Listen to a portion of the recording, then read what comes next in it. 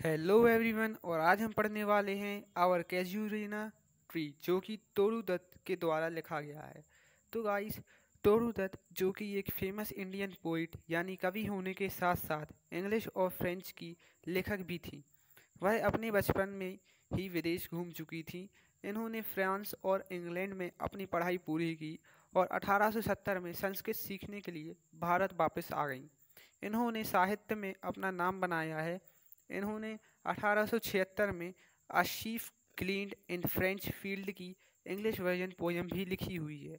इन्होंने न सिर्फ लक्ष्मण सीता जैसी पोयम में अपनी लिरिक्स दी हैं, बल्कि इन्होंने और भी कमाल की 70 से 80 इंग्लिश और फ्रेंच पोयम भी लिखी हुई हैं।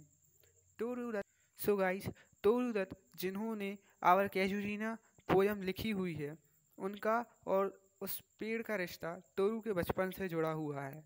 वो बताती हैं कि कैसे वो इस पेड़ के यहाँ पर अपने भाई अब्जू और बहन अरू के साथ खेला करती थी।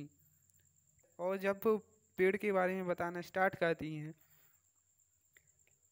तो वो कहती हैं कि कैजुरिना ट्री एक बहुत बड़ा पेड़ है, मानो कोई बड़ा सा पाइथन उससे गोल गोल लिपटा हुआ हो और जिसकी लताएं यानी क्रीपर्स सितारों तक जाती हों। ऐसा पेड़ शायद ही कभी हो। इस पेड़ पर दिन के समय बहुत सारी बर्ड्स और बीज इसकी खूबसूरती से अट्रैक्ट होकर आ जाती हैं, और वहीं रात के वक्त इसके बगीचे में मानो एक बहुत ही मीठा सा गाना गाया जाता हो। जब तोरू अपने घर की खिड़कियां खोलती हैं तो उनकी आंखों को ठंडक मिलती है, और सर्दियों के समय जब वो उस पेड़ को देखती हैं तो उस पर एक बबून आकर बैठ जाता है, जो कि सूरज को उगते हुए देखता है, जबकि उस छोटी डालियों पर उसके बच्चे एक साथ खेलते हैं और दिन भर यहाँ कोयल की आवाज़ गूंजती रहती है। जब सूरज की वजह से उस पेड़ की शैडो यानी छाया ज़मीन पर पड़ती है तो वो बहुत बड़ी और सुंदर दिखाई पड़ती है।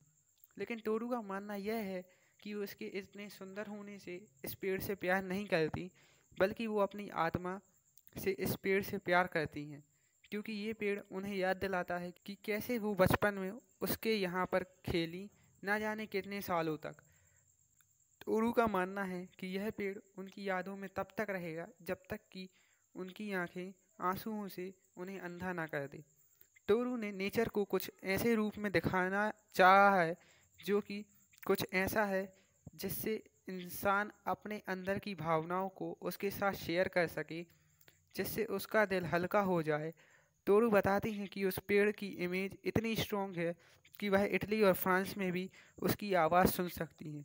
इसमें तोरू उस पेड़ की याद को जीती हैं और अपने उन भाई बहन को याद करती हैं जो कि अब नहीं रहे, और तोरू अपनी डेथ का इंतज़ार करने लगती हैं और प्रार्थना करती हैं कि ओविलिवियन कर्ज यानी भुला देने वाली शराब से बची रहें।